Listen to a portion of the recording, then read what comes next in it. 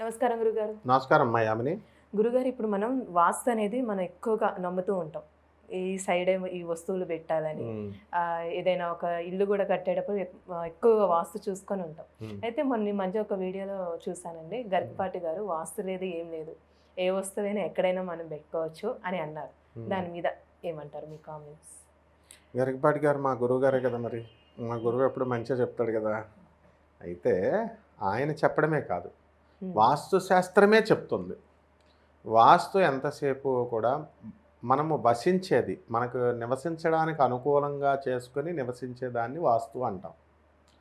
కాబట్టి అంటే ఏమైపోయిందంటే, ఎందువలన గరికపాటి గారు అలా చెప్పాల్సొచ్చింది అంటే, మధ్యలో నేను స్టూడెంట్ ఏజ్‌గా ఉన్నప్పుడే త్రిమూర్తులని ఒకడు ఉండేవాడు.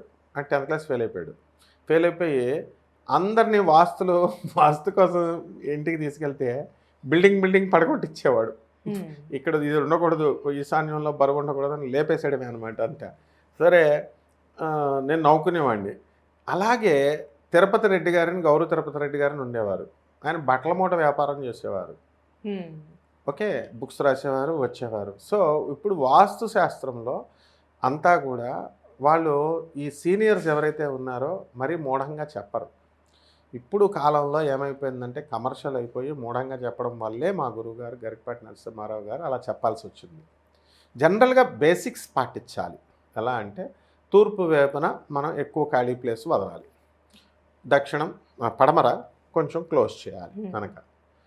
తూర్పు కంటే కూడా పడమర తక్కువ ప్లేస్ వదలాలి. హ్మ్. ఉత్తరములో మనము ఎక్కువ ప్లేస్ వదిలినా దక్షిణాన్ని మూసేయాలి. హ్మ్. దానికంటే తక్కువ మూసేయాలి.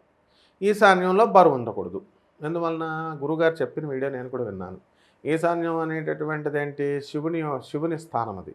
ఈశుడు ఈశ్వరుడు. ఓకే. దానిపైన వాటర్ ఎప్పుడూ ప్రవహించేలాగా ఎందుకు చేస్తామంటే అది మురికి నీరవని, మంచి నీరవని. ఇప్పుడు ఆ వాటరే కదా! హ్మ్. అది ఈశ్వరుడు తలపైన ఎప్పుడూ కూడా గంగమ్మ ఉండాలి కాబట్టి, లేకపోతే ఆ ఉష్ణాన్ని శివుడు తట్టుకోలేడు కాబట్టి ఆ వేడిని.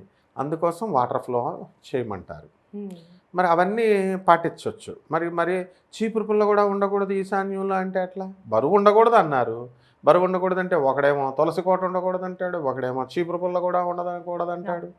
ఇట్లాగా ఎవరిష్టం వచ్చినట్టు వాళ్ళు చెప్పబట్టే మా గురువుగారు ఇలా చెప్పాల్సొచ్చింది. నెక్స్ట్ ఇకపోతే నైరుతిలో బరువుండాలి.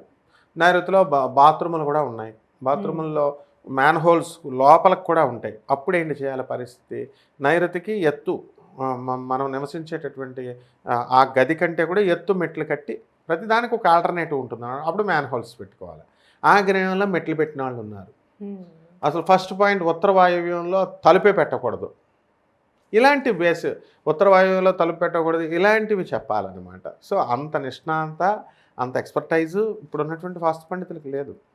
సో, సింపుల్‌గా ఏం చేస్తున్నారు, వాళ్ళు ఇది ఉండకూడదని పడగొట్టిచ్చేసేయడమే అనమాట. కాబట్టి వీటిల రీత్యా గురువుగారు ఏం చెప్తారంటే, వాస్తు అనేది మరీ అంత డీప్‌గా ఎళ్ళకండమ్మా. హ్మ్.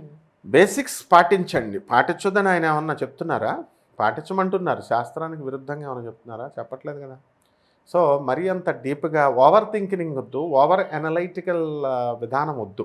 హ్మ్. చాలామంది ఇప్పుడు పరిచయం అయ్యారనుకో, ఇప్పుడు నువ్వు నాకు పరిచయం అయ్యి నాకు చాలా సంవత్సరాలయింది. ఎప్పుడైనా నువ్వు నన్ను ఎప్పుడైనా గురువుగారు అని పర్సనల్స్ అడగవు. నువ్వెవరిని అడగవు. అది నీ హ్మ్. సంస్కారం అది. కొంతమంది ఉంటారు అప్పుడే పరిచయమైన 5 నిమిషాలకే పర్సనల్ మ్యాటర్స్ అడుగుతారు. హ్మ్. ఎక్కిపోతారు. అంటే అది తప్పు అనమాట. ఓవర్ అనలైటికల్ మళ్ళీ దానికోసం ఇప్పుడు ఎలా ఉంటుందంటే నాకొక ఐపీఎస్ ఆఫీసర్ వేణుగోపాల్ కృష్ణ గారని నా ఫ్రెండ్ అనమాట. నా గురువుగారాయన. ఇప్పుడున్న all IAS and IPS officers అంతా కూడా నా ఫ్రెండ్సే వాళ్ళు. సో, ఆయన దగ్గరికెళ్ళినప్పుడు నేను అబ్జర్వ్ చేసేవాడిని. అప్పుడు మనమేదో మన ఫ్రెండ్ అని అస్తమానం వెళ్తూ ఉండేవాళ్ళం. హ్మ్. అప్పుడు బిఎస్ఎన్ఎల్‌లో డివిజనల్ ఇంజినీర్‌గా చేస్తున్నటువంటి మంచినశెట్టి ఆదినారాయణ అని ఒక అబ్బాయి ఉన్నాడు. మేమంతా కలిసి పెరిగాము. వాడు డీఈ అయిన తర్వాత ఆయనకేదో ట్రాన్స్‌ఫర్ కోసం కావాల్సొస్తే నేను తీసుకెళ్ళా. సార్ పోలీసోళ్ళది ఆలోచన ఎలా ఉంటదో తెలుసా సార్ అన్నాడు. ఏమలా ఉంటదిరా అన్న. అంటే రోజు ఫ్రెండ్‌షిప్ చేస్తుంటే ఏంటీయన రోజు వస్తున్నాడు, ఈయన మీద ఏమన్నా కేసుందా? పని చేయించుకోవడానికి వస్తున్నాడా అనుకుంటారట.